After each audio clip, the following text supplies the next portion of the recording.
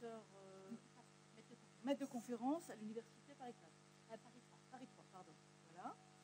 Mais on est autour, on est venu pour t'écouter, pour parler de ce livre qui vient de sortir, il y a très peu de temps, Un plan Marshall juif, la présence juive américaine en France après la Shoah, 1944-1954.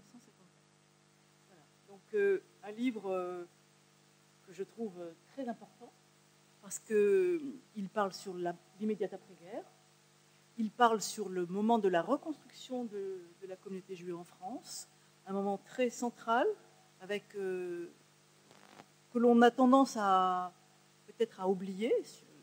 On ne voit que la reconstruction, il y a plus que la reconstruction, me semble-t-il. Et c'est ce que ton travail d'histoire, d'historienne, permet de voir.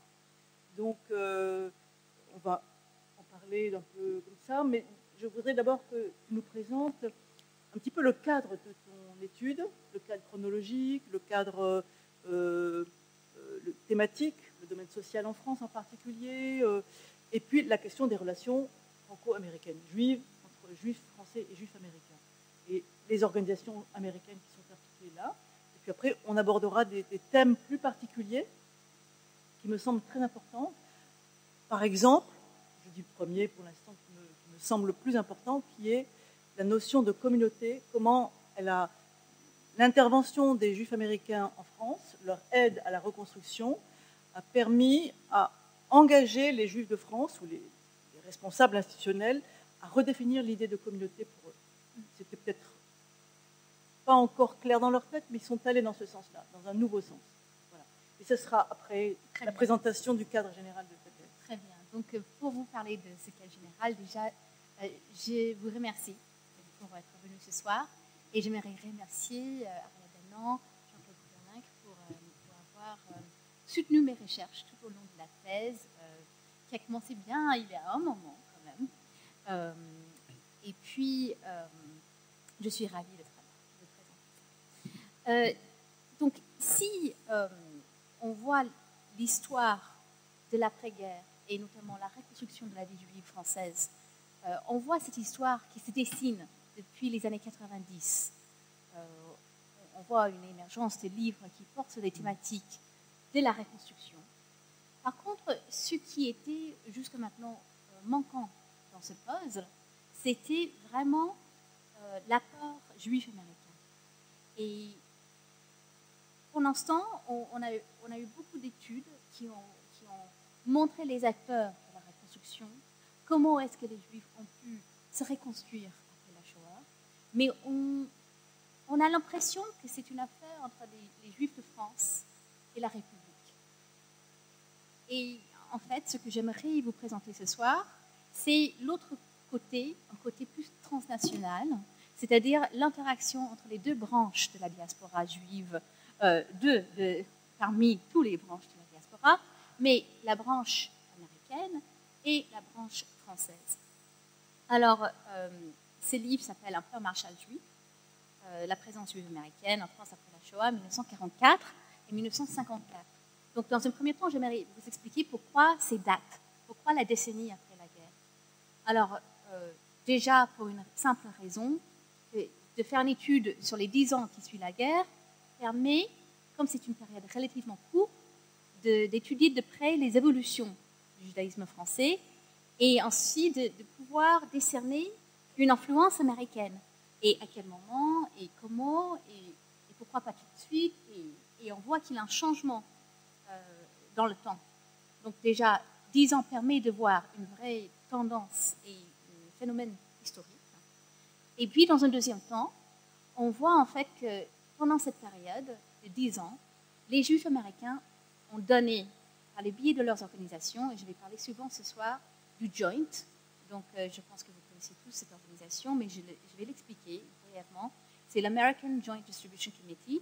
C'est une organisation qui a été créée aux États-Unis pendant la Première Guerre mondiale et ensuite qui s'est étendue en Europe pendant la période d'entre-deux-guerres, qui était active en France tout au long de la Deuxième Guerre mondiale, y compris entre 1942 et 1944, qui ont mis en place des représentants français.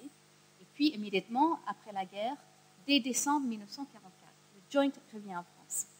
Mais je vais fermer cette parenthèse pour vous expliquer que le Joint a donné 27 millions de dollars entre 1944 et 1954. Par contre, 1954 représente une année de rupture. Ce n'est pas que le Joint se retire de la vie juive française, pas du tout. Au contraire, le Joint et d'autres organisations juives américaines restent actives en France. Mais ce qui change, c'est qu'entre-temps, à partir de 1952, on a commencé à négocier avec l'État fédéral allemand pour les réparations. Et donc, the Conference on Jewish Material Claims Against Germany, ce qu'on connaît en France comme la CLAIMS, commence à entrer en jeu en 1954. Et c'est à partir de 1954 que l'argent qui transite par les organisations juives américaines, notamment le Joint qui est quelque part qui est l'administrateur de cet argent, l'argent ne vient plus des donateurs juifs américains, mais surtout des réparations allemandes. Donc, la décennie après la guerre, les 10 ans, ça représente une relation privilégiée entre les juifs américains, donc des familles, les donateurs, qui donnent de l'argent à une organisation qui s'appelle l'United Jewish Appeal, qui est une organisation créée en 1939 aux États-Unis pour justement faire face à la montée du nazisme et puis d'agir de façon très efficace en récoltant des fonds dans les villes qui sont récoltés au niveau national et puis des négociations ont lieu pour décider qui a besoin plus de cet argent. Donc l'United Jewish Appeal existe depuis 1939 et l'argent des donateurs est donné au United Jewish Appeal et ça va au Joint. Le Joint donc décide quoi faire de cet argent. Donc ça, c'est la raison pour laquelle l'étude s'arrête en 1954. Et en fait, le grand sujet, et ce livre, je pense, fait partie, non de ce débat, mais de ce sujet, c'est la question des actions des Juifs américains pendant et après la Seconde Guerre mondiale. Et c'est un débat qui a lieu à partir des années même 60, mais surtout à partir des années 70 et 80, un débat très émotionnel dans l'histoire juive, où on veut savoir pourquoi les Juifs américains n'ont pas fait plus pour sauver les Juifs d'Europe. Alors, on peut revenir et parler de ça ensemble, mais ce soir, j'aimerais vous montrer, en fait, la réponse, une des réponses juives américaines à la Shoah. Ce n'est pas pour prendre parti dans ce débat. Moi, j'aimerais contribuer de façon scientifique pour regarder les faits. Et donc, pour vous parler un petit peu de cette communauté juive américaine qui a environ 5 millions de personnes à la fin de la Seconde Guerre mondiale. Donc, c'est une population importante qui est très, très impliquée dans ce qui se passe en Europe. Notamment, il y a 550 000 hommes et femmes qui s'enrôlent dans l'armée américaine pendant la Deuxième Guerre mondiale, qui sont juifs. Et quand ils s'enrôlent dans l'armée américaine, des entretiens ont été faits et des travaux ont été faits sur cette question. Ils parlent notamment de leur engagement pour agir en Europe, parce qu'ils savent qu'il y a des choses qui se passent et ils veulent faire quelque chose. Donc ce n'est pas un engagement uniquement par patriotisme américain, c'est aussi parce qu'ils veulent agir contre le nazisme et donc pour aider les Juifs. On voit une population qui est pour la plupart d'origine ashkénaze et qui conserve les liens culturels, familiaux et culturels merci, avec l'Europe, ce qui donc renforce leur détermination de voir la vie juive reconstruite. Quant à la France, on voit donc que la France sort de la Shoah avec une population juive démunie, qui a perdu 25%, voire plus, de la population d'avant-guerre, 80 000 victimes de la solution finale en France, si on compte ceux qui sont déportés de France ou bien tués en France, exécutés en France. Et on voit à la fin de la guerre une population juive qui n'est pas seulement française, mais de toute nationalité, de 180 à 200 000 individus. Alors, comparé à la population juive américaine, c'est toute petite, mais comparé au reste de l'Europe, ça donne l'espoir. Et donc c'est cet espoir qui fait en sorte que Paris devient une plaque tournante pour les organisations d'aide. Et on voit également que la France, c'est le premier pays avec une population juive conséquente qui est libérée par l'armée américaine. Bien sûr, l'Italie, mais c'est une petite population. Et là, ils arrivent en France. Et on voit en fait les personnes qui font partie de l'armée américaine, qui arrivent et qui commencent tout de suite à chercher les familles juives qui sont cachées en France. Alors, le livre raconte des anecdotes. Je peux vous citer le cas d'un aumônier. Donc, il a beaucoup d'aumôniers qui font partie de l'armée, qui sont donc rabbins aux États-Unis, mais qui s'engagent dans l'armée, et qui ne sont pas du tout formés pour la vie militaire, mais ils sont très bien formés pour la vie communautaire. Et donc, rassembler, c'est ce qu'ils savent faire. Et donc, le rabbin Klein, qui s'assoit au plan centre-ville de Chartres, il a peint un Mogen David sur sa casque, il s'assoit et il attend pour savoir qui va sortir. Et il a sorti son journal Yiddish, qui lui a suivi des États-Unis, et il s'est mis à attendre. Et finalement, au fur et à mesure, il a eu à peu près 7 familles qui avaient été cachées au Chartres, qui ont eu la force de sortir, et puis ont commencé des conversations, des discussions. Et ces personnes, donc aumôniers, ont demandé à leurs soldats de chercher les familles juives, de chercher les personnes qui avaient besoin d'aide. Et ces personnes ont fait ça de façon très naturelle, puisque c'était une des raisons principales pour lesquelles ils s'étaient enrôlés dans l'armée. Et donc, c'est très difficile de qualifier et de quantifier l'aide qu'ils ont donnée, mais les récits qu'on peut trouver dans les archives et par les entretiens que j'ai pu faire avec des personnes qui ont reçu cette aide, parlent des couvertures, de la nourriture, la glace qui sortait des énormes paniers américains.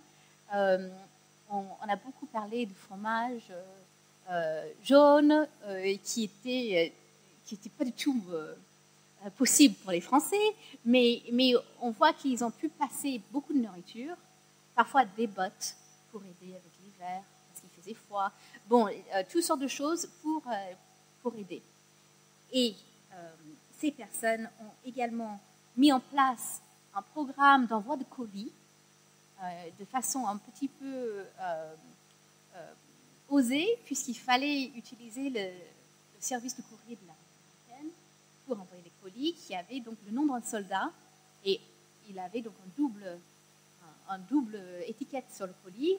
On enlevait la première étiquette pour le soldat et envoyait le nom de la famille de la personne qui l'envoyait aux États-Unis vers une famille française donc, qui avait besoin de ça. Donc, il y a ce type d'aide qui est mise en place. Et puis, il y a un petit peu plus tard une aide organisationnelle qui se met en place. Donc, je vous ai parlé du Joint qui renvoie ses représentants américains en France décembre 1944. Et le Joint met en place un programme d'aide sociale qui est très important. Ils sont partie prenante de ne pas faire un travail direct auprès de la population juive française, et donc ils subventionnent des organisations locales de faire un travail à leur place. Donc, ils donnent de l'argent aux organisations que nous connaissons, l'OSE par exemple, qui obtient une grande partie de leur budget dans la première année pour financer les maisons d'enfance.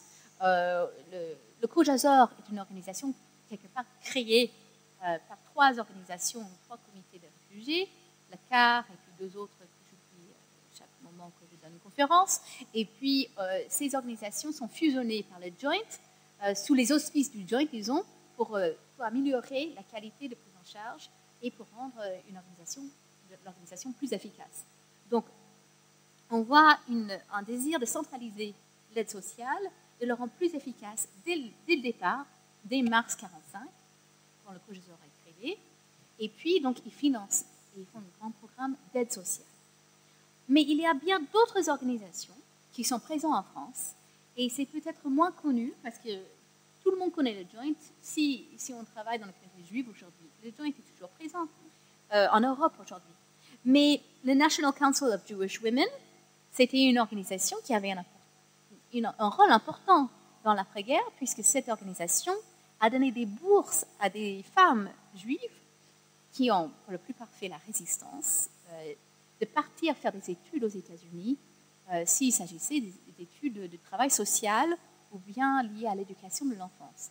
Donc on voit des personnes très importantes, par exemple Edith Kremsdorf, Gabi Cohen, Franz Limblock, qui sont devenus des cadres de la communauté juive jusqu'aux années 80, voire 90, qui ont donc suivi des cours aux États-Unis et qui sont revenus en France et ont travaillé dans les organisations, tout en devenant des ponts entre le monde américain et le monde français, puisqu'elles connaissaient bien déjà l'anglais et aussi la mentalité de cette façon d'aborder le social.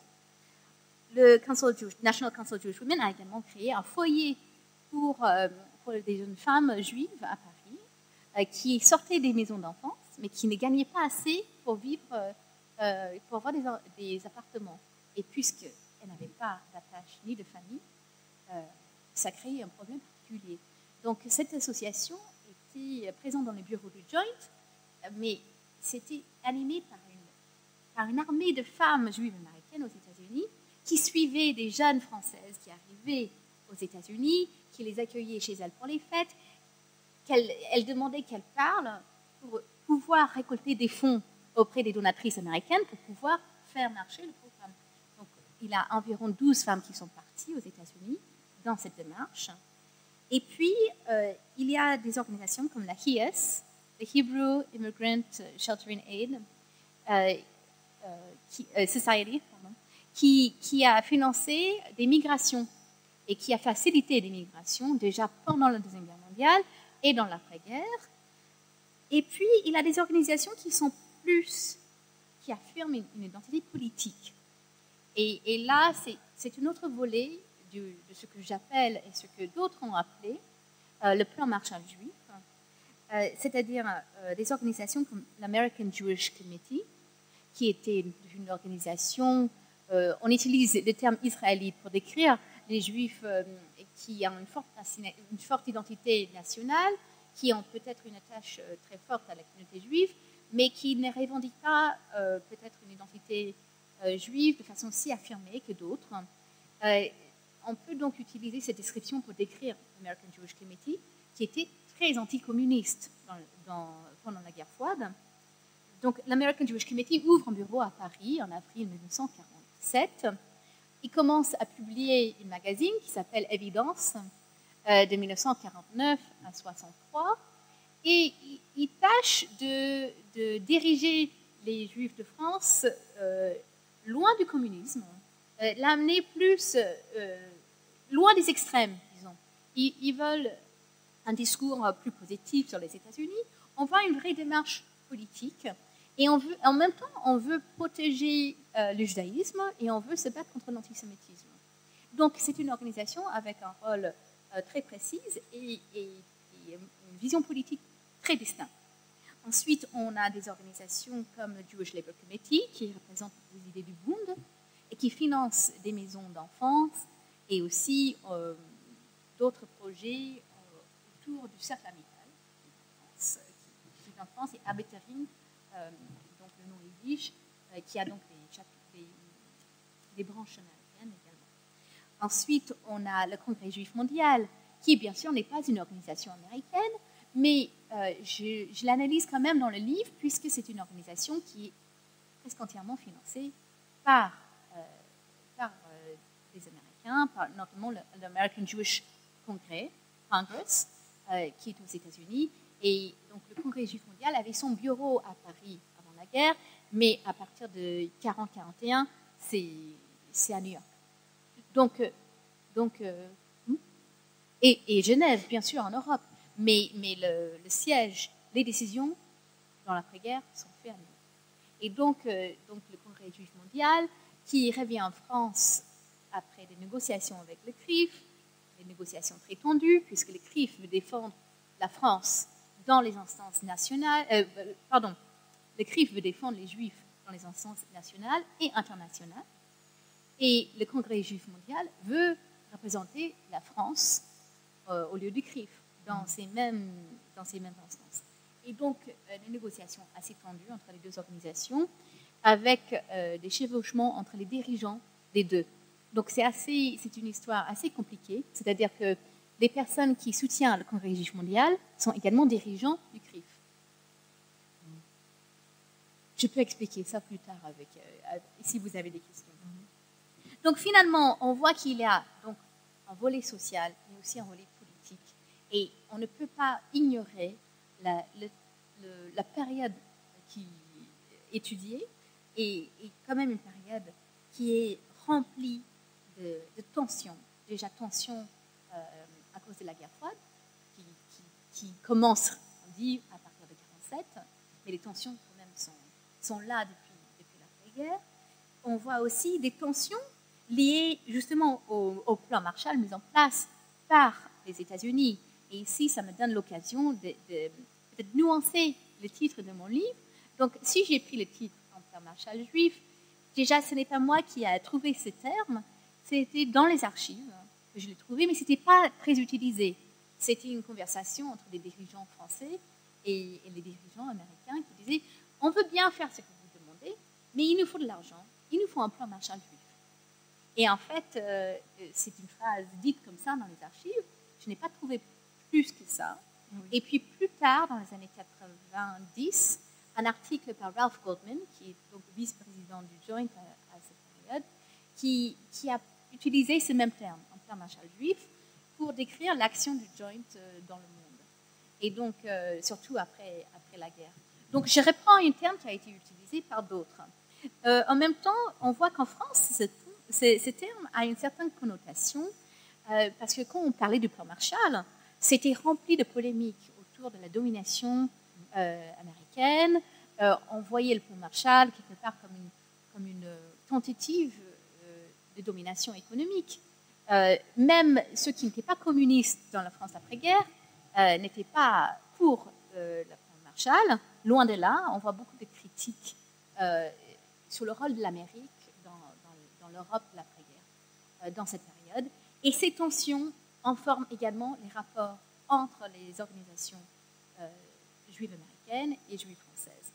Et puis, il faut également, et on ne peut pas oublier, la naissance de l'État d'Israël, qui est très important dans cette période également, qui change le monde juif, parce qu'on voit que tout ce qui a été fait pour reconstruire en Europe, est-ce qu'on va l'arrêter, puisqu'il existe un État juif? Est-ce qu'il faut reconstruire l'Europe? Les Américains posent cette question quand ils donnent de l'argent. Et ils demandent que leur argent, parfois, soit attribué soit à l'Europe, soit à Israël. Et donc, on voit pourquoi reconstruire l'Europe. Regardez ce qui s'est passé en Europe. Il faut que tout le monde parte et vive en Israël. Ces questions sont posées. Et donc, on peut poser la question, comment est-ce que la création de l'État d'Israël a changé les rapports entre ces organisations et comment est-ce que ces organisations ont pu se situer dans ces conflits et dans ces tensions politiques de la période.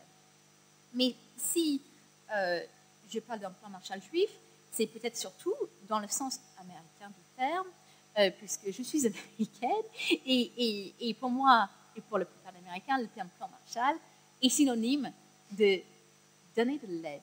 Alors tout simplement, après, on ne peut pas nier le côté politique, mais ici, l'objet principal du plan Marshall juif, c'était aider les Juifs à se reconstruire après la Shoah. Et les faits que je peux citer montrent que c'était une aide très importante dans ce sens. Juste pour donner un chiffre, donc le Joint a donné de l'aide pour des prêts à 0%, qui est une longue tradition juive dans le Tzedaka de donner un prêt à 0%. Il y a 23 500 personnes qui ont pu en bénéficier dans les 3-4 ans après la guerre. Et donc, comme modèle économique, pour comprendre comment est-ce que les Juifs ont pu se relever après avoir perdu leur maison, leur métier, leur famille, on peut comprendre 23 500, ça représente plus que 10% de la population juive de l'année après-guerre, et donc ça peut aussi nous aider à donner des outils à comprendre déjà la reconstruction économique, mais aussi pourquoi les gens ne sont pas partis tous vivre en Israël en 1948. les gens, la reconstruction était déjà bien entamée à ce moment. Donc tout ça, je pense, pose la question de l'influence juive américaine sur le judaïsme français, et je pense que c'est l'objet de notre discussion ce soir. Oui. D'accord, merci beaucoup.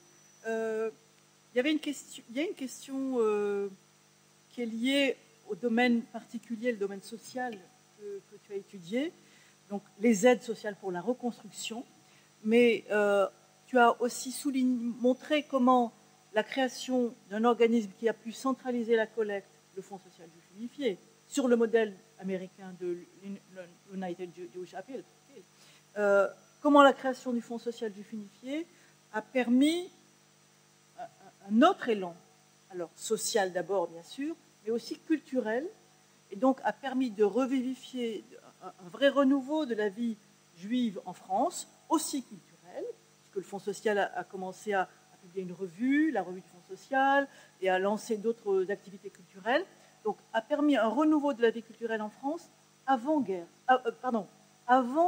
l'arrivée des Juifs d'Afrique du Nord. Oui. Et je pense que c'est un point important de l'histoire de l'après-guerre, que de souligner que ce ne sont pas seulement les Juifs d'Afrique du Nord qui ont permis le renouveau de la vie juive en France, mais que c'était déjà en route, notamment grâce à la création du Fonds social, qui a eu tout un plan d'activité culturelle aussi, et donc à cette centralisation aussi de la collecte. Donc je pense que c'est important, et important de... J'ai relevé dans ton livre la transformation de la vision de la communauté.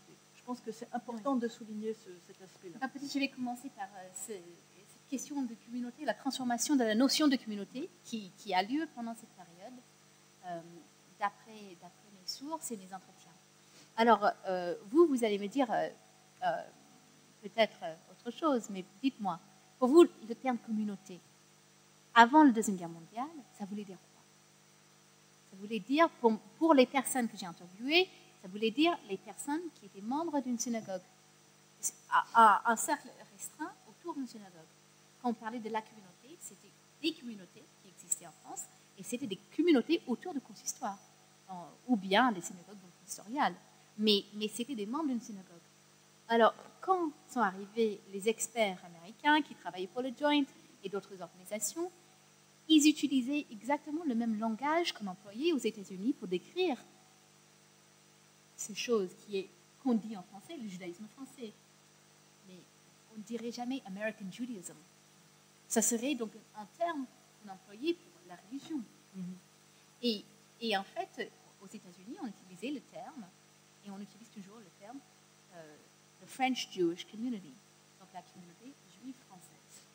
Alors, ça implique, dans ce sens américain, l'ensemble des parties qui donc se voient entre elles, se reconnaissent entre elles et qui communiquent entre elles. Et en fait, ça implique non seulement des organisations religieuses, mais aussi des organisations sociales, culturelles, l'ensemble. Alors qu'on voit la structuration de la vie juive française avant la Deuxième Guerre mondiale, on a certes une vie juive très diverse avec des factions bien divisées, on a des immigrés, on a des organisations, on a une tentative de Kehila qui se met en place dans les années 30, on a de la presse yiddish, on a plein d'organisations et plein de factions. Mais on n'a pas une sens d'une communauté, et aux États-Unis, on commence à travailler dans ce sens. Donc déjà, on crée des fédérations aux États-Unis qui sont mises en place fin 19e pour récolter de l'argent au niveau de la ville. Donc toutes les organisations juives travaillent ensemble. Ils font une quête par an pour lever des fonds. Et puis ensuite, au niveau de la ville, on organise qui reçoit quoi. Donc cette question de fédération est donc mise en place à l'échelle nationale seulement en 1939 avec le United Jewish Appeal. Donc on voit cette idée de faire travailler les différentes parties de la communauté ensemble. Et ça se passe au niveau social. Et aussi culturel. Et aussi, mais le culturel vient un peu plus tard. Et je vais dire pourquoi le culturel vient plus le culturel est financé pour la plupart par l'argent du Claims. Et donc, les efforts culturels qui sont mis en place, c'est surtout après 50 ans. Mais une fois que la reconstruction sociale est oui, peu assurée. Quand même. Mais on voit un vrai changement dans le revue de la FSU. On voit un vrai changement à partir de l'argent du Claims qui arrive. Au départ, il parle du social. Et puis, on voit des numéros sur l'art juif. Et puis, on voit les numéros sur les écrivains juifs. Et on commence à vraiment parler des sujets culturels à partir de 54. Mais c'est un changement, je pense, qui est vraiment fortement influencé par la Claims. Et le fait que l'argent soit disponible pour travailler sur cette question de culture juive. Mais avant, non, on est dans le social, parce qu'il a l'urgence, il a une situation urgente. Il faut éduquer les enfants qui n'ont plus de parents, ou qui ont un parent, qui ont des parents dans un état pas possible, où on ne peut plus vivre avec eux, ils sont dans des maisons. Donc il faut financer ces maisons. Il y a vraiment une urgence pour trouver des logements, il faut trouver des vêtements, il faut trouver des métiers pour tous ces enfants qui ont été privés de leurs parents et privés donc des sources d'études. Donc comment faire des études voilà, donc il a des vrais problèmes concrets à gérer à ce moment-là. Donc la question des communautés, les Américains, donc ils disent, mais pourquoi toutes ces organisations qui font la même chose? Comment ça se fait qu'il a tellement d'orientation politique? Il faut centraliser tout ça, et puis vous allez arrêter de vous bagarrer. On veut que vous travaillez ensemble. Et donc, c'est une attitude que les Français jugent parfois très condescendant, et les Américains, ils trouvent parfois que les Français sont...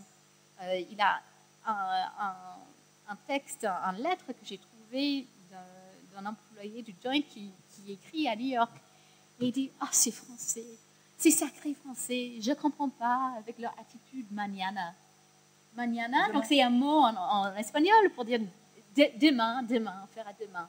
Il dit, je ne les comprends pas, je ne pense pas que je vais pouvoir les comprendre. Et cette personne, c'est la personne qui a été envoyée de New York pour apprendre aux Français comment faire un United Jewish Appeal en France. Et donc c'est cette personne qui a travaillé avec eux pour faire la première campagne de la FSU, qui les a accompagnés dans la première démarche. Et puis, en fait, ça ne se passait pas du tout bien. Et Guy de Rothschild, qui donc est devenu le président du Fonds social juif unifié, est venu voir la directrice du Joint, qui est une femme très intéressante, qui s'appelle Laura Margolis, et il lui a dit, nous, on ne veut plus d'Américains, on veut notre homme, vous pouvez travailler avec lui, nous on va travailler avec lui, mais on ne veut plus ce monsieur, vous le prenez. Vous le reprenez, mais nous on ne travaille plus avec lui. Et ce qui est intéressant de voir, et c'est l'autre argument, je pense, qui est important dans le livre, c'est que j'ai voulu vraiment comprendre la réponse française à cette aide américaine et de montrer en fait que c'était quelque chose, il avait des vraies négociations autour de ça. Ce n'était pas l'impérialisme américain comme on peut l'imaginer. Vous voulez l'argent, vous faites ce qu'on veut et vous le faites et vous arrêtez de vous plaindre. Ce n'était pas du tout l'attitude. L'attitude, c'était plus... voilà, des rapports de force, certes, pas du tout égaux, hein, parce que l'argent venait d'une source américaine, mais des vraies négociations qui ont eu lieu. Et donc, quand Guy de Rothschild est arrivé en disant on ne travaille pas avec cette personne, effectivement, a été renvoyée aux États-Unis. Et Laura Margolis, donc la femme américaine, a dit c'est moi votre homme, vous allez travailler avec moi. Et finalement, donc, ils n'ont même pas noté qu'elle était américaine, finalement. Elle parlait français. Elle était russe. Ses parents étaient russes. Ils étaient dans l'Empire ottoman. Ils étaient sionistes et ils avaient des hacharot, ils avaient des camps d'entraînement pour aller en Palestine. Et puis ils ont immigré aux États-Unis quand elle avait 5 ans. Donc elle est arrivée aux États-Unis à l'âge de 5 ans, mais elle est devenue américaine. On arrive dans un pays à 5 ans, on devient quand même. On prend la langue, on prend la nationalité. Elle était francophone Elle était francophone dès son enfance. Comme beaucoup de séfarades oui, mais elle était pas... Non, mais elle était ashkénaze. Elle était ashkénaze, et en fait, elle s'est trouvée très bien. Elle s'est mariée finalement avec Marc Kerblum, qui était le président de la Fédération des sociétés juives de France. Et là, une organisation donc, très ashkénaze, très sioniste, très porté sur l'identité ethnique.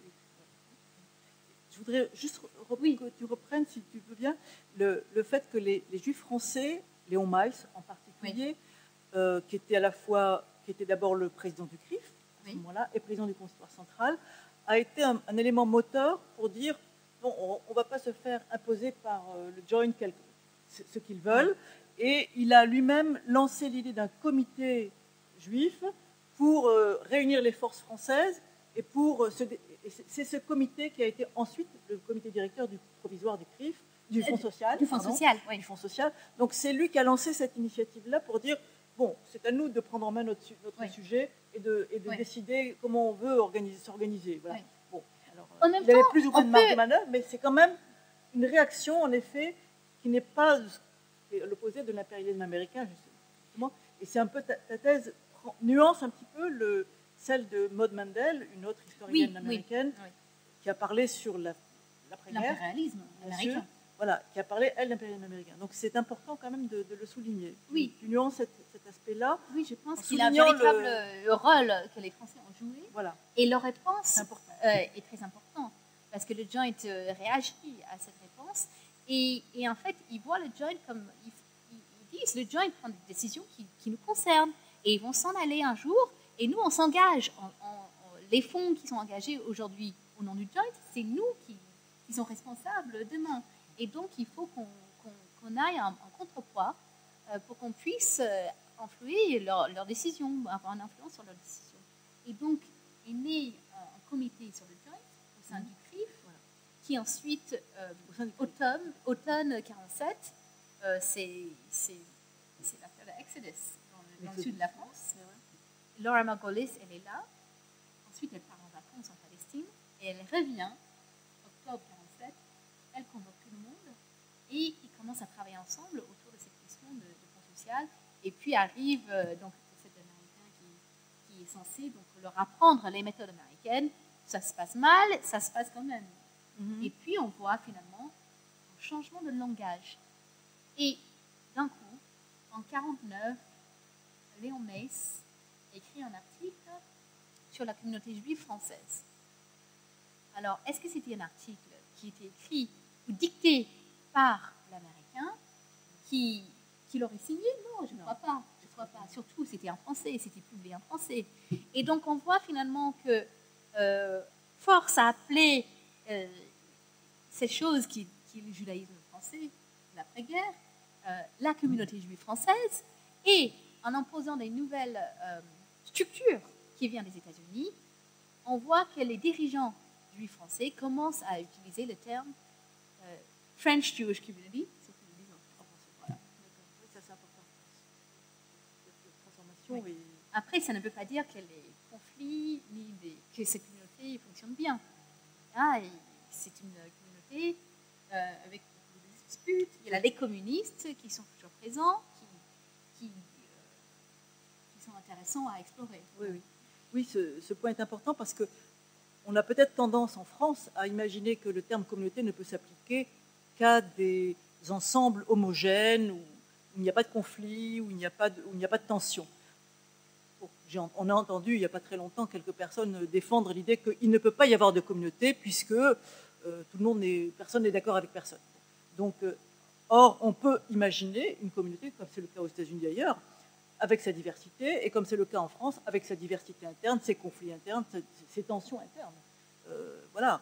Donc, il y a des concentrations plus ou moins fortes, il y a des références communes, il y a des enjeux de pouvoir, c'est dans ce sens-là qu'on peut parler d'une communauté.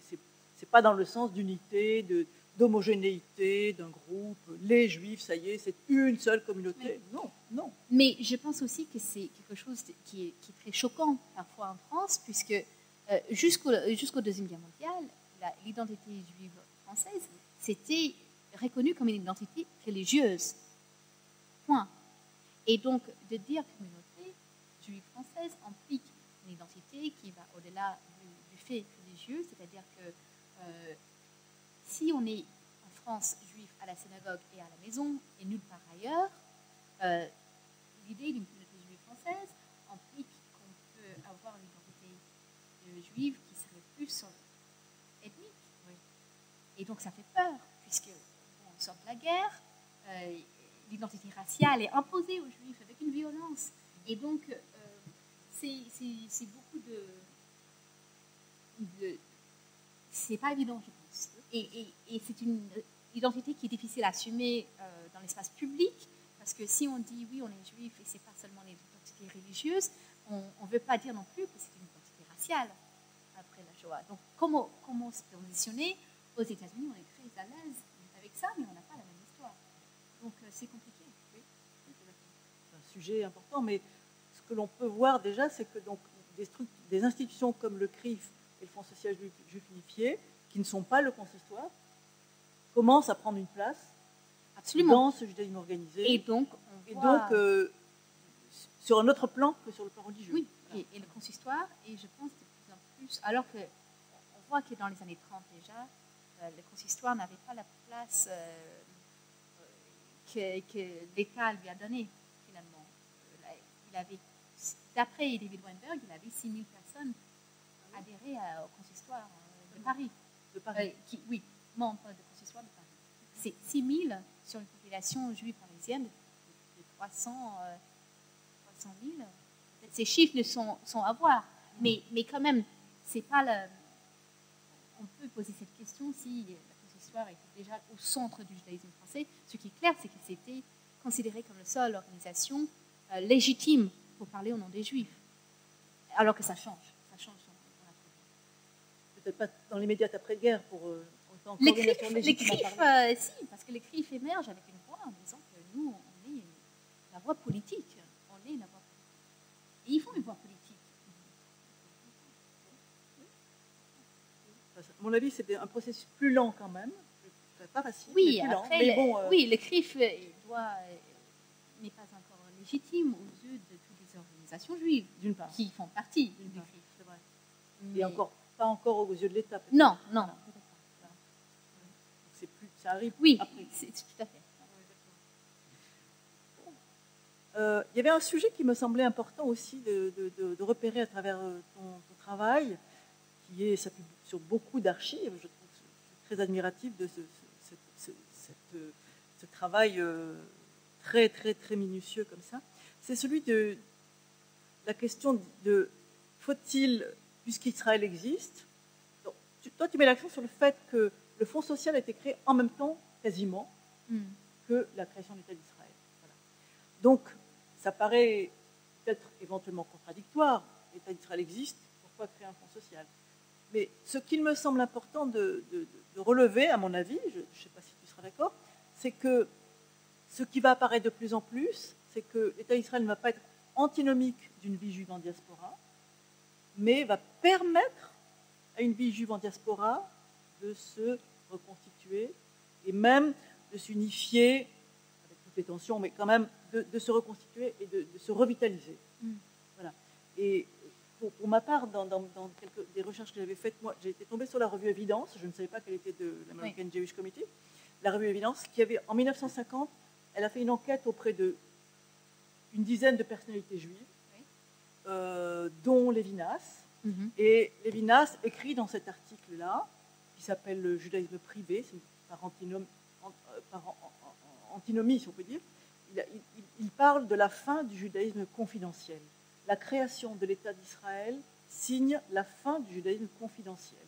Ça, intéressant, en 1950. Confidentiel, qu'est-ce qu'il impliquait? Eh bien, le côté auparavant, alors, discret. Ce qu'il disait, son argumentation, c'était auparavant, on ne vivait le judaïsme que dans la famille, dans le privé. Oui, bon, après, voilà. il y avait l'antisémitisme qui était la seule source de reconnaissance des Juifs dans le public, si je peux dire. Mais aujourd'hui, avec Israël, les Juifs reviennent dans l'histoire générale, et donc c'est la fin du judaïsme confidentiel. Oui. Je trouvais ça intéressant comme expression, et je pense que c'est à relier à cette revitalisation générale du judaïsme français, et pas que français, après-guerre, en même temps que la création de l'État d'Israël. Voilà.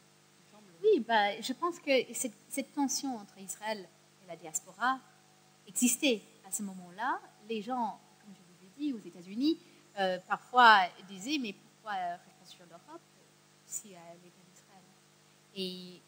Et en même temps, on peut poser la question d'Israël face à la diaspora, parce qu'il a aussi une grande volonté d'Israël de faire venir la diaspora. Et donc, est-ce que les deux étaient vraiment opposés? Et ce qui est intéressant dans les archives que j'ai pu étudier, c'est qu'ils ne voient pas l'enthousiasme pour l'Israël comme quelque chose de négatif, mais au contraire quelque chose qui peut montrer que la FSU allait réussir. Et ils ont vu quelque chose de très positif dans le fait que les gens se mobilisaient autour d'Israël. Et en même temps, ils n'allaient pas partir vivre en Israël, ils voulaient rester. Et justement, ça a revivifié la vie communautaire. D'après certaines personnes, après ce qu'on voit, comme une source de fierté, de marcher dans la rue, Pierre Mendès France qui marche dans la rue, Alix Rocher, elle marche dans la rue. Voilà, on affirme publiquement en fierté pour l'État d'Israël, alors qu'on est quand même dans le milieu d'après-guerre. On voit que la grande manifestation qui a lieu juste après. Qui l'organise? Je ne sais pas qui organise cette manifestation, mais c'est la manifestation 30 000 juifs quand même. 30 000 juifs, au Val-d'Iv. 300 au Val-d'Iv. Et le symbole très fort d'aller au Val-d'Iv, dans les milieu d'après-guerre, pour dire oui à l'Israël, c'est un symbole très fort de dire oui, on est là, on existe. C'est pas forcément de dire qu'on va partir vivre en Israël. C'est une affirmation, je pense, de vivre, d'exister après la Shoah. Tu parles aussi d'un défilé sur les Champs-Élysées de Guy de Rothschild, avec sa femme, Alix, et avec Madame Mendès France. Oui, tout à fait. Qu'est-ce que c'est ce défilé? C'est quelque chose qui est cité dans les mémoires de Guy de Rothschild, qui évoque ce moment-là, un moment de fierté, d'affirmer l'existence d'Israël. Je crois qu'il a eu quand même des moments publics comme ça, c'est intéressant. Oui, tout à fait. Et même aussi d'une invitation du président d'Israël, Chaim Weizmann, par Léon Maïs en 1948, à la victoire. À la victoire. Et là, en fait, ce qui est intéressant, c'est que c'est dans les archives de l'American Jewish Committee, donc l'organisation qui a peur des extrêmes. Et donc, il cite le fait que Weizmann vient, qu'ils se sont levés pour lui. Et en fait, le consistoire, donc l'orgue jouait, et les gens se sont mis à chanter la Hatikva sur le musique de l'orgue, qui n'était pas du tout la même chanson. Et donc, on voit une tension qui existe entre le consistoire et l'American Jewish Committee, qui cite cet incident comme une source d'inquiétude. Ils disent, attention, ils ont peur de perdre leur diaspora, finalement. Ils ont envie de voir une autre diaspora, comme la diaspora américaine. C'est-à-dire une diaspora où c'est légitime de vivre en diaspora. Où on peut soutenir Israël, on peut très bien soutenir Israël, mais on peut également rester chez soi en le faisant. Et donc, ils sont un peu inquiets par cet incident qui a lieu.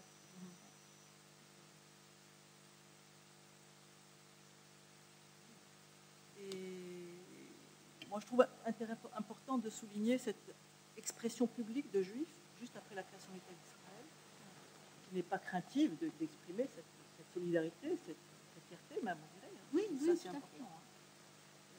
Et c'est intéressant parce que ça va à l'encontre de ce qu'on pense et ce qu'on dit sur les juifs dans l'espace public après la Shoah. Parce qu'on voit, si les gens sont partis dans la rue et que s'ils ont fait des manifestations, qu'ils étaient quand même prêts à se dire juifs dans cette période, de façon publique. Et on parle de silence. En 1945, l'Esprit fait un numéro spécial où ils disent, donc la revue Esprit, ils disent le grand silence. Qu'est-ce que c'est ce grand silence des juifs? On n'entend pas leur voix. Et puis Azouvi, donc François Azouvi a un livre important sur cette question qu'il appelle le mythe du grand silence. Justement, il montre que ça allait bien pour la Shoah. Après, on peut en parler. Mais c'est intéressant pour moi de comprendre comment les gens se sont remis de cette rupture avec l'État. C'est-à-dire que toute confiance dans l'État a été détruite pendant les années de la guerre. Et puis, comment est-ce que les gens se reconstruisent et reconstruisent en rapport avec l'État. C'est une grande thématique de la reconstruction, qui n'est pas la thématique centrale de mon étude, puisque mon étude porte vraiment sur ces rapports entre les organisations. Mais cette question de reconstruire la confiance dans l'État, dans la République, je pense qu'on a encore des choses à dire sur cette question, à étudier sur cette question. Ce que j'ai pu lire de cette période de l'après-guerre, sous la plume de Robert Gamzon ou d'un autre dirigeant, je ne sais pas si c'était Léon Maes lui-même, c'est qu'il y a quand même une identification à la France de la résistance, qui permet de revenir à cette confiance. Tout à fait. Mais le livre magnifique de Jacqueline Ménil-Lama, Ceux qui ne dormaient pas, ça montre une autre histoire, et c'est celle de la rupture. C'est vraiment une Française israélite de la haute bourgeoisie, et son livre très, très subtil, mais la rupture est là, la rupture elle est faite. Et donc comment elle est reconstruite, comment elle est rétissée, comment est-ce que les gens se remettent à exister dans un État qui finalement est devenu génocidaire, faut le dire. Ça, ce sont quand même des choses ces questions-là m'ont attiré vers l'après-guerre. Moi, je me demandais, à propos de toujours cette question de la non-antinomie entre le fait de la création de l'État d'Israël et le fait de la vie en diaspora, je faisais le parallèle avec la thèse de Lisa Moseslet sur la solidarité internationale, notamment celle de l'Alliance au XIXe siècle. Oui, on est dans un autre siècle. Dans un autre siècle, au XIXe siècle, la solidarité internationale juive qui a été portée par l'Alliance israélite universelle, notamment. Mais sa thèse montre que l'Alliance israélite universelle, avec sa solidarité internationale juive, pour défendre l'idée, pour promouvoir le modèle français d'émancipation des Juifs comme individus, comme citoyens de leur propre État, dans toutes sortes de pays d'Europe, notamment, d'Europe centrale et de l'Est, cette vision, cette politique internationale de solidarité internationale juive par l'Alliance a été elle-même facteur d'intégration nationale en France, puisqu'elle était un soutien, elle était un plaidoyer pro domo, si on peut dire, pour le modèle des Français d'émancipation. Voilà. Et donc, moi, je faisais le parallèle entre, peut-être un peu forcé, un peu tiré, entre cette fierté retrouvée des Juifs de diaspora avec la création de l'État d'Israël, donc pourquoi pas, mais tout autant avec une présence juive qui se revitalise, qui est revitalisée en diaspora même. Tout à fait. Mais qui n'est pas antinomique de l'intégration nationale. Non, absolument pas. Non. Et en même temps, il a eu un très le taux de départ pour l'Israël était très bas. Oui, très faible. Au départ. Et puis en 67, on voit que ça fait un peu, mais quand même, c'est assez. Ça reste 2000 personnes, 8 caractères par an. Et puis, mais ce qui est intéressant aussi, c'est les tensions qui existent entre le FSJU. Donc, le premier objectif, c'est de récolter des fonds pour l'État d'Israël et pour les besoins de la France. Et donc, il existe quand même des tensions. Et l'agence juive envoie un représentant à Paris pour négocier le part des fonds qui iront à Israël. Et donc, on voit une véritable manifestation très concrète de cette tension entre Israël et la diaspora dans ces négociations autour de qui va obtenir l'argent qui est récolté des Juifs de France. Et ce qui se passe, c'est que la première année, c'est un échec total. Le joint est très déçu parce que la participation française dans le monde social juif diminue énormément. Et donc, alors que c'était aux alentours de 25% dans les années avant le FSJU, ça s'est diminué à un taux vraiment très faible dans la première année. Et puis, ça c'est seulement en 52-53 où le FSJU a commencé à être une organisation fonctionnelle qui arrivait à récolter des fonds pour subventionner les organisations, et même le Joint continuait de donner des subventions bien au-delà des années 60.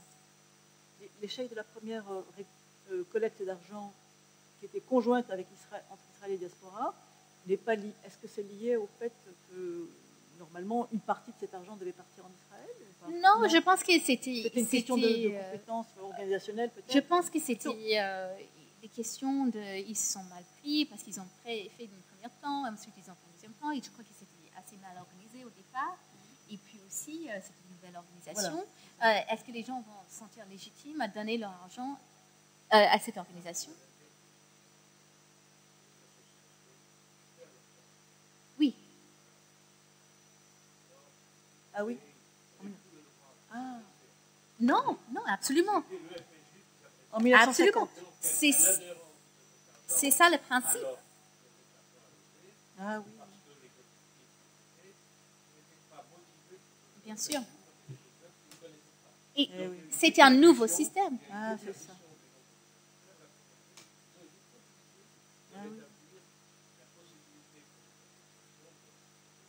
D'accord. Intéressant. Mais toute l'idée, c'est qu'on ne donne plus aux organisations individuelles, on donne à l'appel unifié, et puis c'est redistribué selon les besoins. Mais il faut faire confiance en ce système pour que ça marche.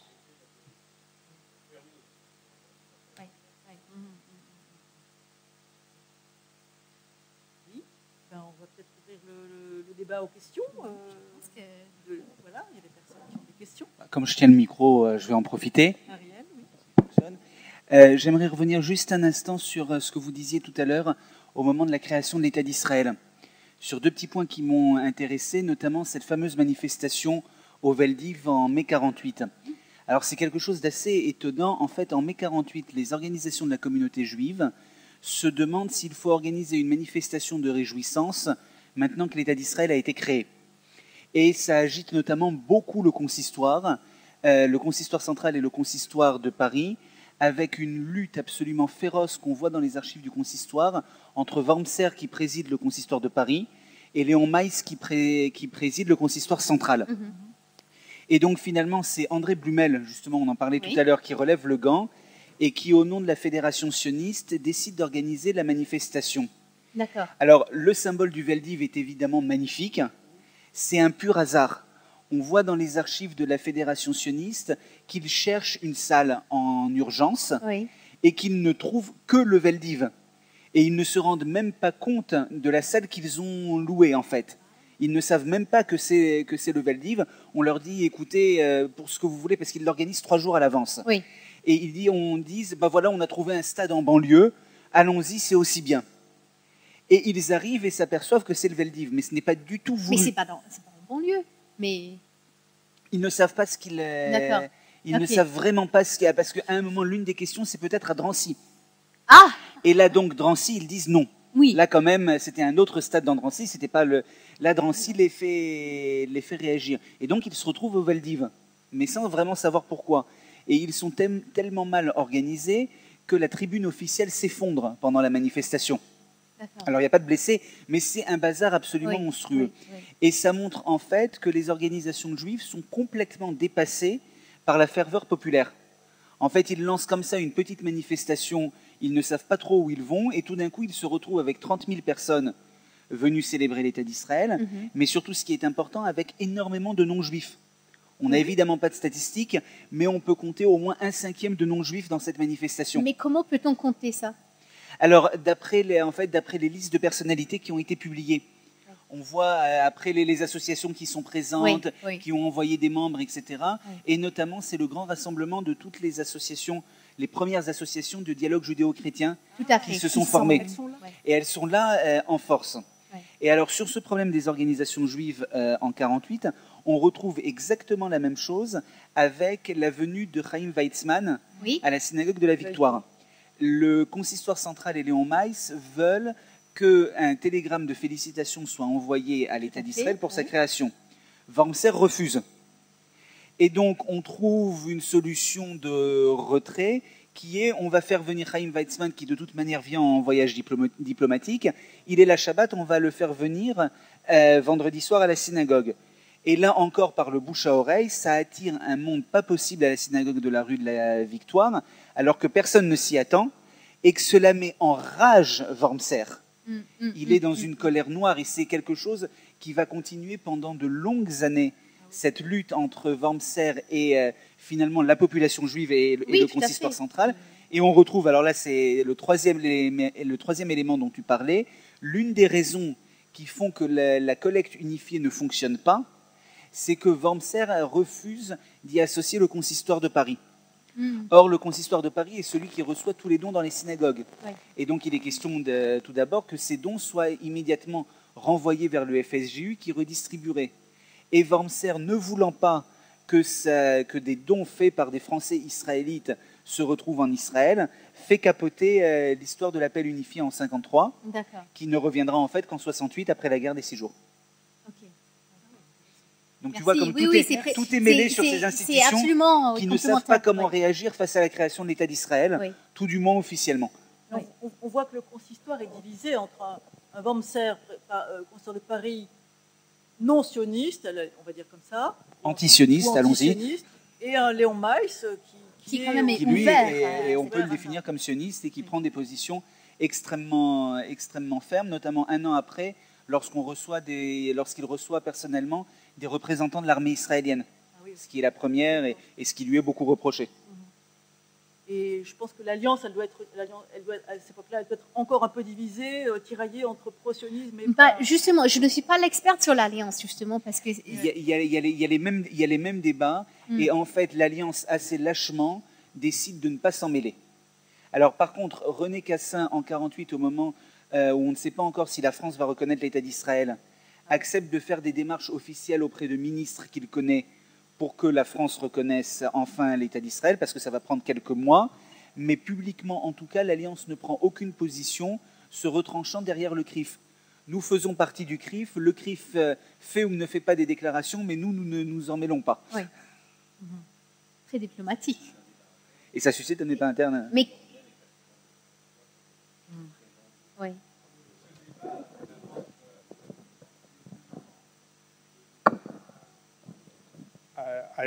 A lieu à l'intérieur dans les archives de l'Alliance, il en est question, puisque ce débat se retrouve là.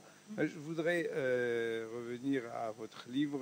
Je suis venu ce soir parce que je suis peut-être vieux et que je suis témoin de peut-être la deuxième partie de ce plan Marshall. Il y a des noms que vous avez cités, sont Edith Krebsdorf, Gaby Cohen, Franceline Bloch et d'autres, qui étaient les personnes qui m'ont remis les clés de la direction de l'action sociale vive en France. Et auparavant, j'avais travaillé... Fonds social, oui. Et auparavant, j'avais travaillé pour un projet qui est un projet né dans le cerveau du jeune, le Manpower Programme, qui a consisté dans la dernière phase de reprise du jeune de son intervention organisateur financer une formation pour le cadre de l'éducation.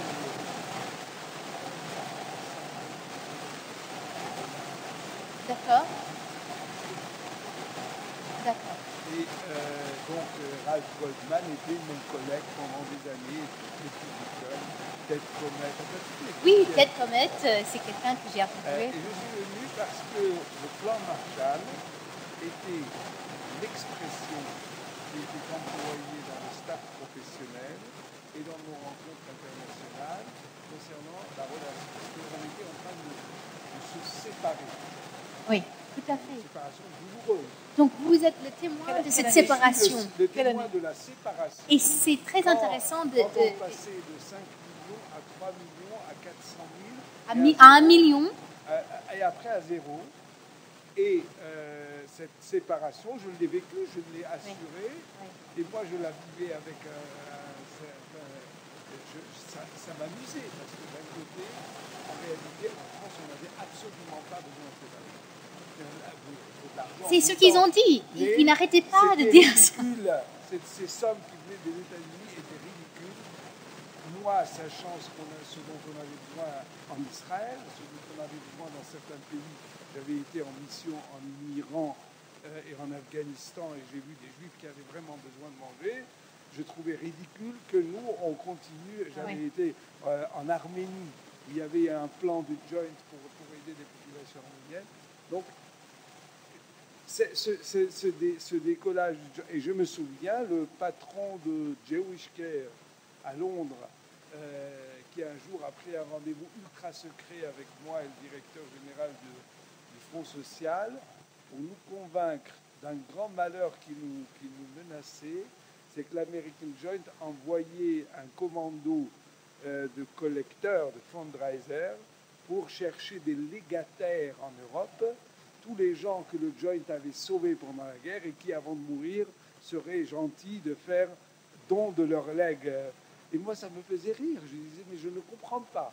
Je ne comprends pas que tu ne veuilles pas que des Juifs veuillent exprimer leur reconnaissance à des gens qui leur ont sauvé leur vie. Et il me disait, mais tu t'imagines, cet argent va aller aux États-Unis. D'abord, il ne va pas aller aux États-Unis parce que le Joint va le mettre dans d'autres pays. Oui, et puis qu'il aille où il veut, l'argent n'a pas de... Mais c'était une période. Maintenant, moi, j'ai tilté. Et donc, le plan Marshall revenait souvent. Et à un moment, d'ailleurs, je ne savais même plus si c'était une partie du vrai plan Marshall. Et j'ai peu... Mais c'est ce qu'on nous disait dans les réunions. Non, c'est pas du tout. Bon. Non, c'était un mythe. En fait, le Joint avait des remboursements pour les frais. Oui, mais c'était tout petit. Pas écrit dans le plan Marshall. Bien sûr que non, absolument pas. C'est quelque chose qui, en fait, le plan Marshall a permis aux organisations qui faisaient un travail d'aide sociale en France, mais toute organisation américaine confondue, d'être remboursée pour les frais de transport, de la nourriture et des vêtements. Exactement. Donc, ce n'est pas une petite somme, et ça représente une grande partie du budget du Joint, peut-être, mais ce n'est pas quelque chose qui fait partie de la législation américaine qui a dit il faut aider les Juifs après la Shoah. Absolument pas. Non, c'est le Joint qui... c'est surtout... J'ai bien fait de venir ce soir, au moins j'ai appris. Exactement. C'était un mythe. Mais enfin, c'était un mythe, mais... C'est un mythe positif. Alors pourquoi moi je le considère comme un mythe positif? Pour le point sur lequel vous avez commencé à discuter avec Martine, et peut-être même la relation avec Israël, c'est... je ne sais pas pourquoi j'ai le sentiment très fort que ce que les Juifs américains, au travers de l'American Joint, dans leur naïveté et dans leur générosité, dans leur bêtise, parce qu'ils ne comprenaient pas beaucoup de choses, mais dans leur envie d'être des frères de gens qui étaient très différents d'eux, ont aidé les Juifs de France et à travers les Juifs de France, un certain nombre de gens en France et en Europe à créer quelque chose de totalement artificiel dans cette société, qui est le concept de communauté. Pour moi, le concept de communauté n'est pas un concept français. Non, maintenant, tout à fait. Quand on dit la communauté musulmane ou la communauté rome, je suis convaincu que ça nous vient de cet héritage, parce que, puisqu'on le dit pour les Juifs, alors que les Juifs, pendant un certain temps, disaient arrêtez le communautarisme, etc. Et quand je travaillais, moi, on ne parlait pas dans les ministères, dans les mairies, etc., où j'avais des négociations, nous n'utilisions jamais le mot communauté juive. Nous utilisions le mot les associations juives. Nous étions la fédération, la FSJU était la fédération des associations juives. Même le consistoire n'employait pas le mot communauté. Et ni le CRIF non plus. Oui. Donc peut-être c'est pas aussi répandu. Non, même à l'Alliance, on parle de communauté juive. L'Alliance qui était loin de tout ça. Oui. Mais je dirais, il y a une force dans ce mot, parce que regardons dans l'actualité immédiate. J'ai donné le sentiment de puissance. Et c'est très jouissif quand on est faible. Et quand on est une petite communauté qui a souffert beaucoup, etc., moi, ça me fait très, très plaisir que les gens croient que je fais partie d'une communauté très puissante, que tous les matins on s'envoie des SMS, qu'on est tous en lien, qu'on forme un seul machin. Sur alors Facebook, qu'en réalité, moi je suis en contact avec 10 Juifs au maximum. ceux de ma synagogue et puis ceux avec qui je travaille.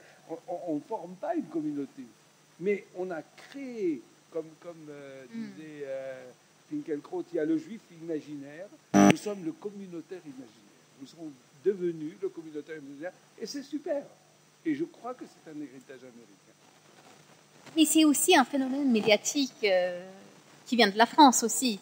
Justement, parce qu'on peut le voir de notre côté, un côté plus négatif, c'est-à-dire de voir une fantasme de grandeur là où finalement c'est un groupe d'associations. Et de dire des fantasmes antisémites. Je parle de cette image que les gens peuvent voir. Bon, on est dans le temps à faire du donné en ce moment. Cette image complètement folie de l'antisémitisme qui peut exister, qui fait en sorte que la communauté c'est quelque chose de magnifique, alors que non, c'est des associations qui se bagarrent, qui vivent, qui essayent de faire des choses. Je me demande si le média français n'a pas une autre utilisation du mot communautarisme, au moins qui est lié au mot communauté. Et on n'a pas une traduction pour le mot communautarisme en anglais. Ça n'existe pas. Bien sûr, bien sûr. Oui. Oui. Mais on se bagarre sur le terme communauté encore une fois. je vais encore défendre l'utilisation de ce terme-là, non pas pour dire que le terme, il faut le rapporter à l'idée de puissance, d'unité, de puissance d'action, quoi, si on peut dire comme tu le disais, Jo, mais plutôt pour le rapporter à l'idée que il y a un ensemble d'organisations qui sont en lien les unes avec les autres, en lien de conflit, en lien d'association, en lien avec des liens financiers, de subventionnement divers, fonds social avec d'autres organisations, etc., dans le domaine social, dans le domaine culturel, dans le domaine éducatif, etc. Donc il y a quand même une organisation où on n'est pas d'accord tous les uns avec les autres, où il y a des tensions, où il y a des conflits, y compris dans l'après-guerre. Mais cependant, il y a des liens, il y a des enjeux de pouvoir. Je veux obtenir le pouvoir au CRIF, je veux obtenir le pouvoir au Fonds social, etc. Il y a des enjeux de pouvoir. Donc c'est juste de cette manière-là que j'entends le terme communauté, que je définirais le terme communauté. C'est vrai qu'on peut fantasmer là-dessus. C'est ce que j'ai su. Oui, je sais, les médias ou mais ceux qui envient les juifs, comme on dit, bon, voilà, ils peuvent fantasmer le pouvoir de la communauté.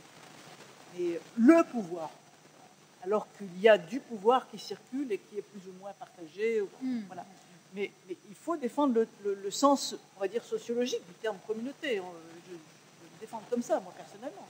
Et bon, on peut continuer à discuter. Hein. En France, il est entendu d'une certaine manière, la communauté, voilà, c'est une unité, elle est organisée autour d'un grand chef. Est-ce que la nation française, organisée autour du grand chef François Hollande, est unifiée? Non. Pourquoi en dit-on la communauté des citoyens? Est-ce que cette communauté des citoyens français est unifiée? Ou est-ce qu'elle est en tension elle aussi? Elle est en tension elle aussi. Pourquoi, si on admet la non-homogénéité de la communauté des citoyens française, pourquoi n'admettrait-on pas la non-homogénéité, la diversité interne, simplement, de la communauté juive française? Oui, moi je voudrais alors faire une observation et puis vous poser deux questions très pratiques. Une observation, c'est que ce qui est nouveau dans le judaïsme français, c'est que le judaïsme français non seulement accepte, mais demande cette aide américaine.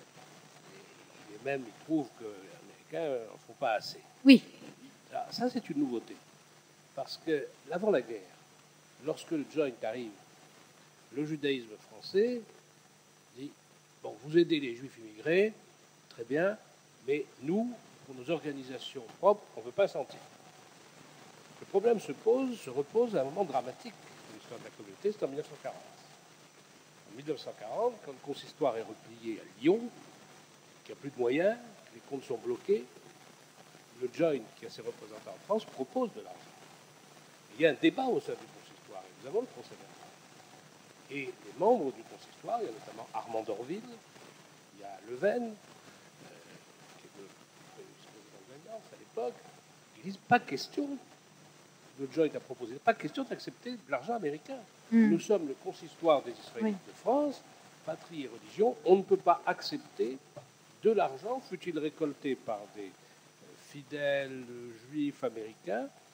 Nous ne pouvons pas accepter. Et c'est le grand rabbin Isaïe Schwartz, qui n'avait pas peur des mots, qui s'énerve et qui dit, dans la situation actuelle, on ne peut pas refuser cet argent. Bon.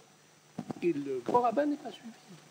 Et le consistoire dit, on accepte que le Joint donne de l'argent, ça ne doit pas aller dans les caisses du consistoire. On crée une caisse spéciale qu'on appelle la collecte du grand rabbin de France. D'accord. La collecte du grand rabbin de France. Et que les sommes provenant du Joint soient prioritairement affectées au judaïsme immigré. Bon, après, juste à partir de 42-43, l'opinion change. Oui, bien sûr. Parce que nécessité fait loi, le consistoire Et le accepte Joint pour change son aussi. fonctionnement de l'argent américain. Mais au départ, jusqu'en 43, Oui. et je pense qu'une des raisons de l'arrestation d'Elbronner, on peut la trouver là, c'est qu'il avait négocié des bons américains, parce que le Joint n'était plus présent en France, donc par l'intermédiaire de banquiers français, il y avait des promesses de paiement qui se faisaient aux États-Unis, enfin c'était tout un circuit financier très compliqué. J'avais regardé ça à l'époque.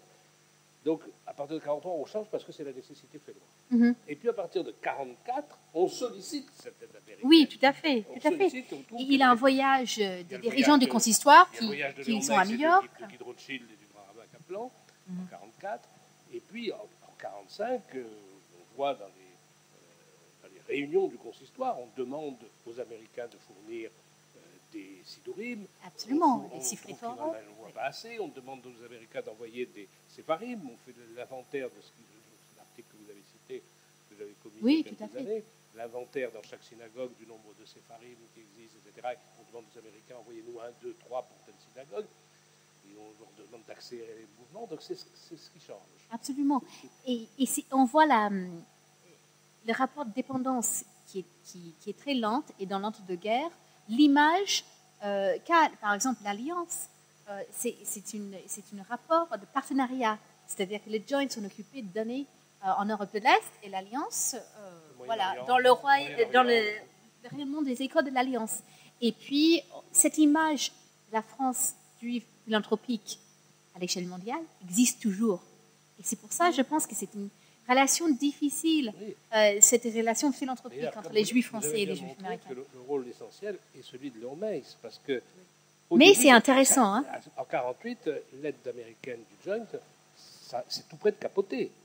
Les associations juives françaises sont très réticentes devant les manières du Joint, devant le fait que le Joint veut passer des contrats avec les associations. On vous donne de l'argent, mais c'est pour un programme bien donné.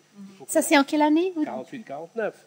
Quand Meis prend la présidence du comité de coordination. Il va donner le Fonds social. Oui. Et Meis devait être le président du Fonds social juif unifié, et il estime qu'il faut que ce soit Guy Rothschild. Il dit, ça je tiens de Guy Rothschild que j'avais interviewé il y a quelques années.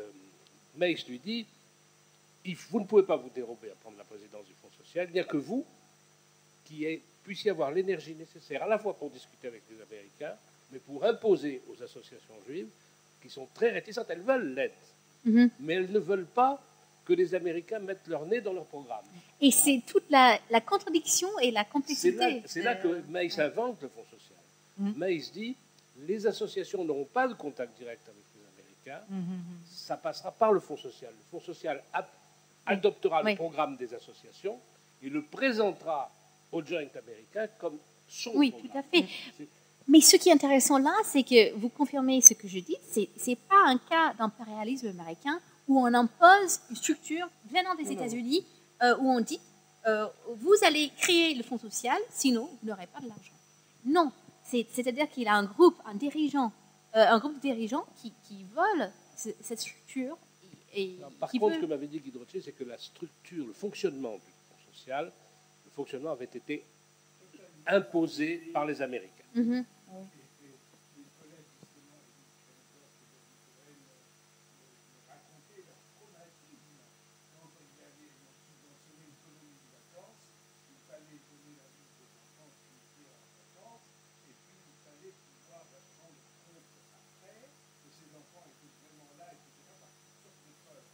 Ah oui.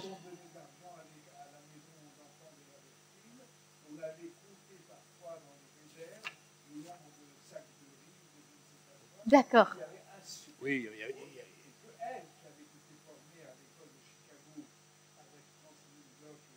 Non, elles étaient toutes ailleurs. Alors,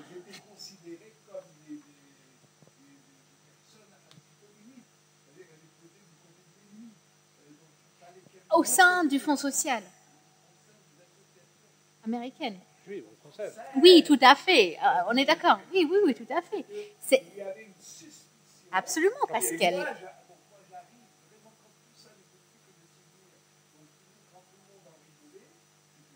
Oui.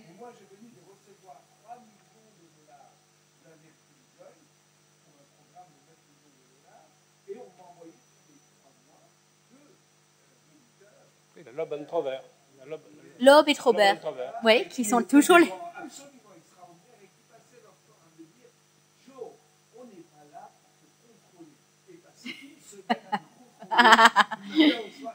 C'était en quelle année, Jo?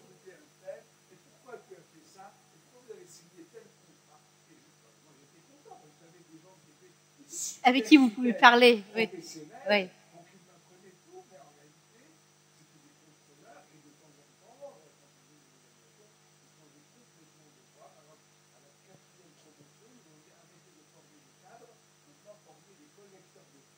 D'accord. Oui.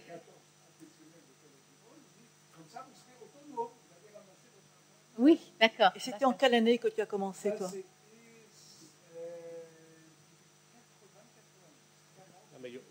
80, 90, 1980. Il y aurait beaucoup à dire sur les contrôleurs de la Loeb and Trover, parce que ça, c'était le traumatisme, le Loeb and Trover. Quand ils arrivaient dans une association pour contrôler, c'était vraiment le traumatisme.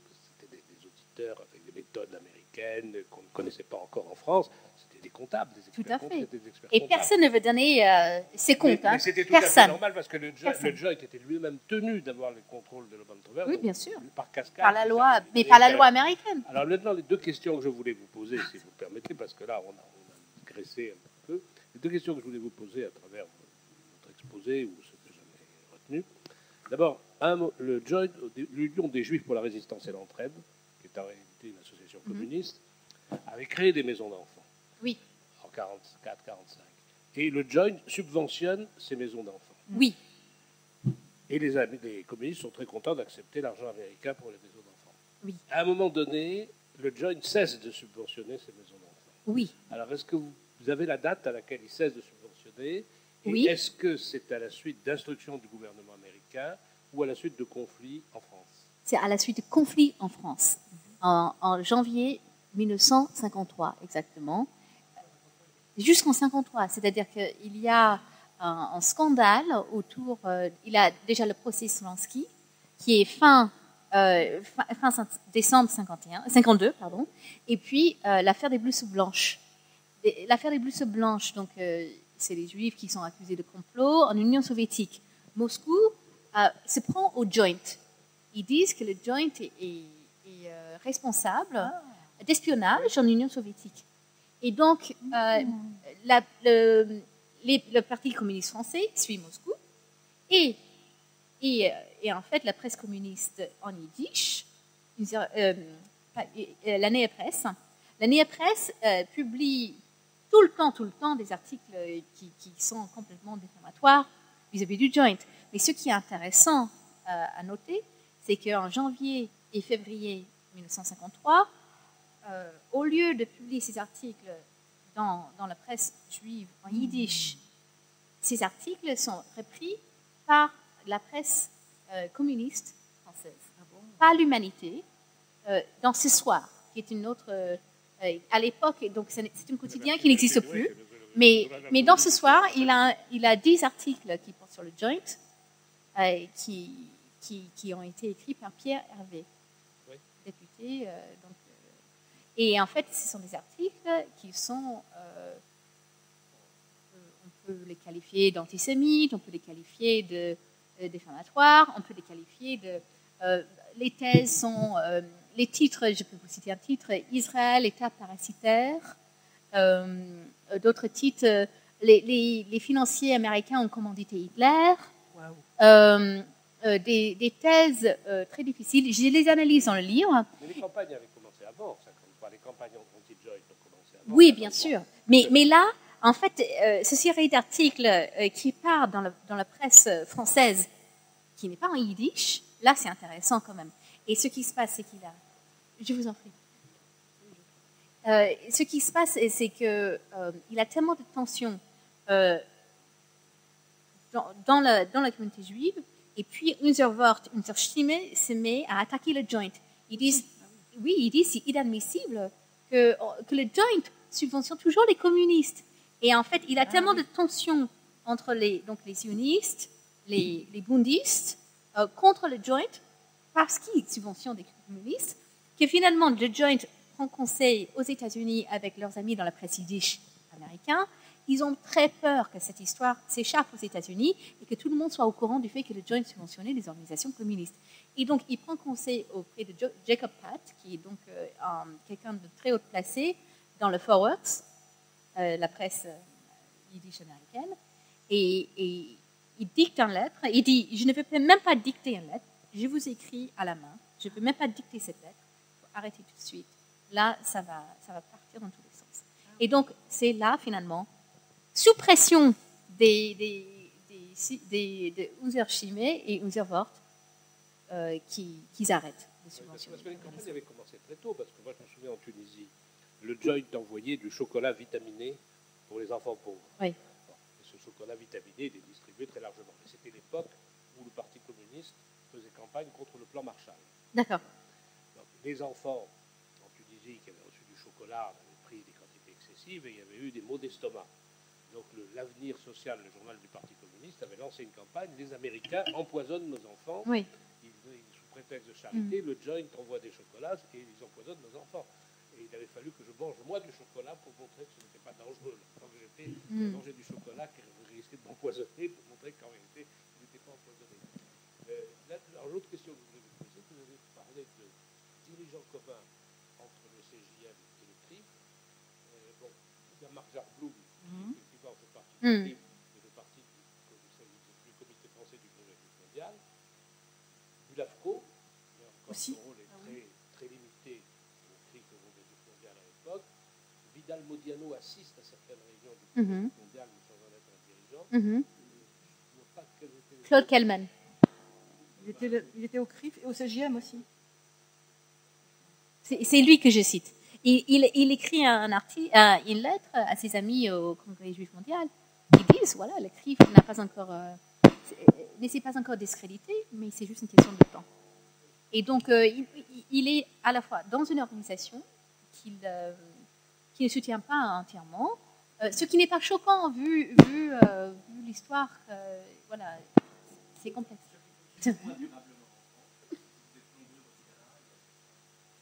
Des femmes, souvent. Merci. Oui.